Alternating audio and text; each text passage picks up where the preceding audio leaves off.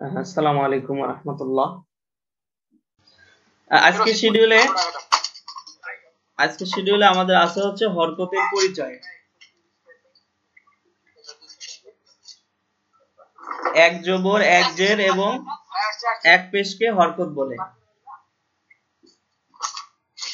কোথাও যদি কোনো সমস্যা হয়, বুঝতে সমস্যা হয়, তাহলে অবশ্যই আমাকে বলবেন।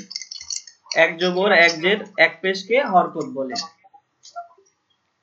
এখানে আমরা তিনটা অক্ষর দেখতে পাচ্ছি, তিনটাই সা। সা এর উপরে আছে একটা লাল দাগ, সা এর নিচে আছে একটা লাল দাগ, এবং আরেকটা আছে এখানেও উপরে একটু ঘোরানো। সা এর জবরটা সাধারণত উপরে হয়, জের হয় নিচেই এবং পেশও হয় উপরে। বাংলাতে যদি বলি তাহলে হরকতে হয় আকার, জবরে হয় আকার, জেরে হয় রস্যিকার, আর পেশে হয় রস্যকারের উচ্চারণ বাংলাতে। আরবিতে জবর থাকলে বাংলায় আকার হয়, জের থাকলে রস্যিকার হয়, আর পেশ থাকলে রস্যকার হয়। তো এখানে আমরা তিনটা উদাহরণ দেখতে পাচ্ছি। আমরা যদি হরকত দিয়ে পড়ি তাহলে হচ্ছে সা জবর সা হবে, যেহেতু আকারের উচ্চারণ হয়। সা জবর সা, সা জবর সা।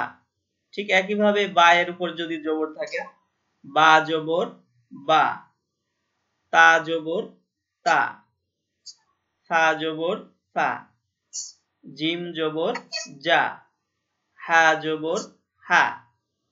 এভাবে প্রত্যেকটা অক্ষরই আকারের উচ্চারণ হবে।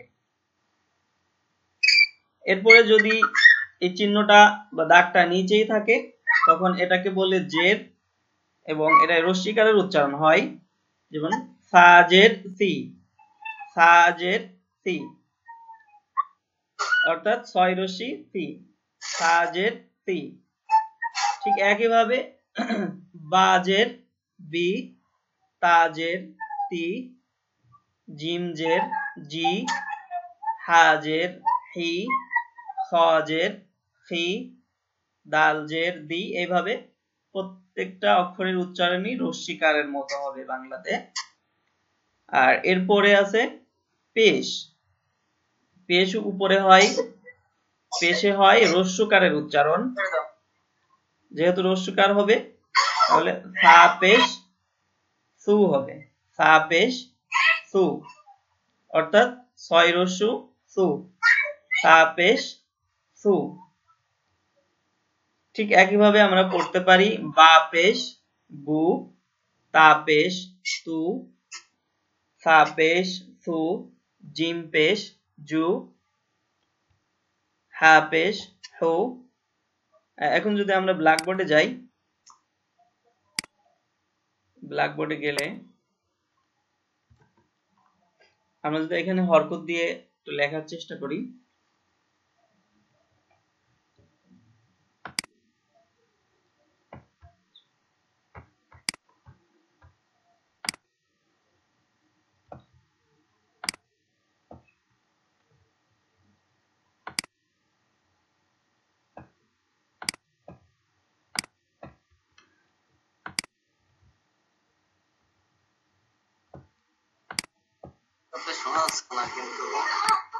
আচ্ছা আমি লিখছি কিন্তু বলছি না।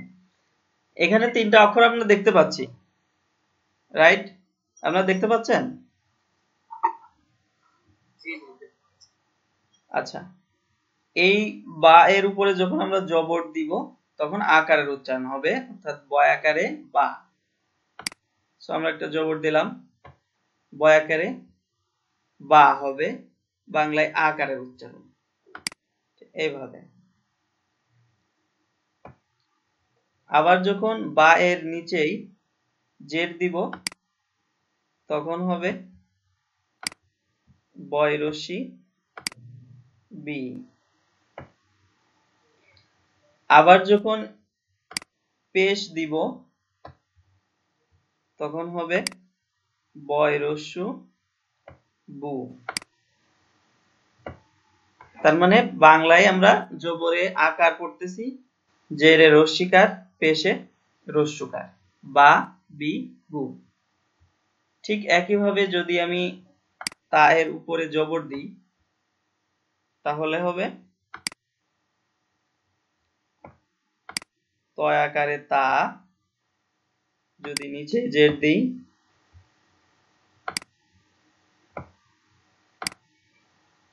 তয় রস্যি তি, যদি উপরে পেশ দিই তাহলে হবে তয় রস্যু তু। আকার রস্যিকার রস্যুকার, জবরে তয় আকারে তা, আবার জেরে তয় রস্যি তি, পেশে তয় রস্যু তু, তা তি তু। একইভাবে আপনি সেম ভাবে প্রত্যেকটা অক্ষরই পড়তে পারবেন। সা এর উপরে জবর দিলি ছয় আকারে সা, জের দিলে ছয় রস্যি থি, আর যদি পেশ দিই তাহলে ছয় রস্যু সু। তো এভাবে আমরা হরকত দিয়ে আপনারা প্রত্যেকটা অক্ষর, এটা আপনাদের হোমওয়ার্ক থাকবে,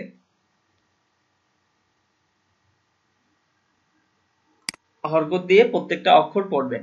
এখানে যে চার্ট আছে অথবা আগের দিন যে হরফের যে চার্টটা দিয়েছিলাম ওই চার্টটা সামনে নিয়ে এক জবর দিয়ে সবগুলো পড়বেন, আবার জের দিয়ে সবগুলো পড়বেন, পেশ দিয়ে সবগুলো পড়বেন। এটা গেল হরকত। হরকত বুঝতে মনে হয় কারো সমস্যা থাকার কথা না। আচ্ছা, আপনি একা হয়ে গেছেন?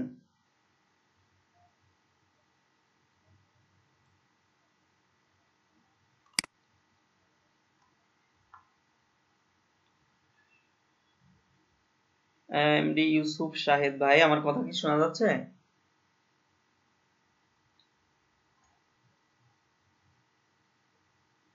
আমার সাউন্ড কি শুনতে পাচ্ছেন?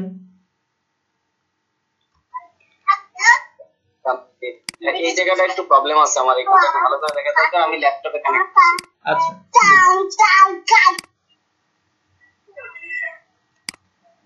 তানবিনে আমার একটু সমস্যা আছে। আচ্ছা, তানবিন হচ্ছে আগে হরকতটা এক জবর এক জের এক পেশ, এক জবর এক জের এক পেশকে হরকত বলে। তানবিন হচ্ছে ডাবল, দুই জবর দুই জের দুই পেশকে তানবিন বলে। দুইটা জবর থাকবে, দুইটা জের দুইটা পেশ। যদি আমরা তানবিনকে ভাঙি, তানবিনকে ভাঙলে যেটা হয় সেটা হচ্ছে জবর প্লাস নুন অক্ষর তানবিনের উচ্চারণ। জবর প্লাস নুনে দুই জবর, আবার পেশ প্লাস নুনে দুই পেশ, জের প্লাস নুনে দুই জের। সংজ্ঞাটা আগে বোঝেন, পরে আমরা উদাহরণ দিলে আর ভালো ক্লিয়ার হবে। সংজ্ঞা হচ্ছে দুই জবর দুই জের দুই পেশকে তানবিন বলে। আচ্ছা, এখন আমরা যদি বোর্ডে যাই, আগের মতোই আমি তিনটা অক্ষর লিখি।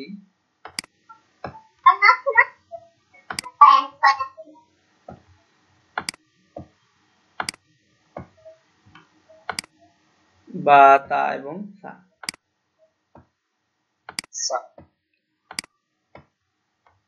এখানে যদি আমরা এক জবর দিই তাহলে হচ্ছে বয় আকারে বা, বা। আর যখন দুই জবর দেব,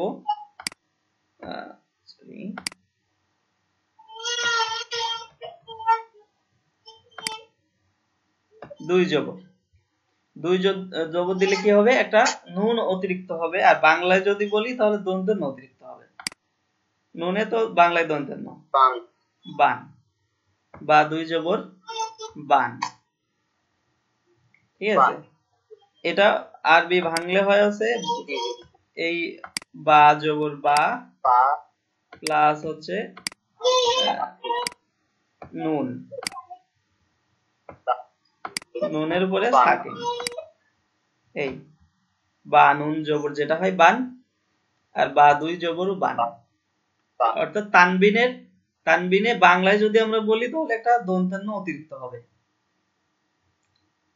আর আরবিতে নুন অতিরিক্ত হবে। এটা হচ্ছে মূলত পার্থক্য। আচ্ছা, এটা গেল হচ্ছে জবর।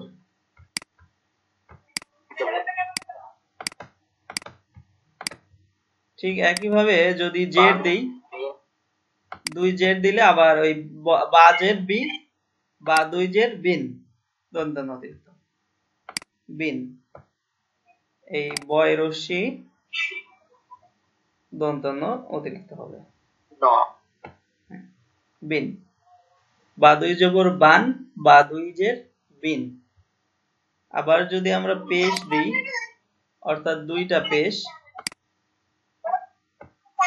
পেশ, একটা বা পেশ দিল আছে বু, রাইট? বা পেশ বু, এর সাথে দন্তান্ন হবে। বা দুই পেশ বুন, বা দুই পেশ বুন।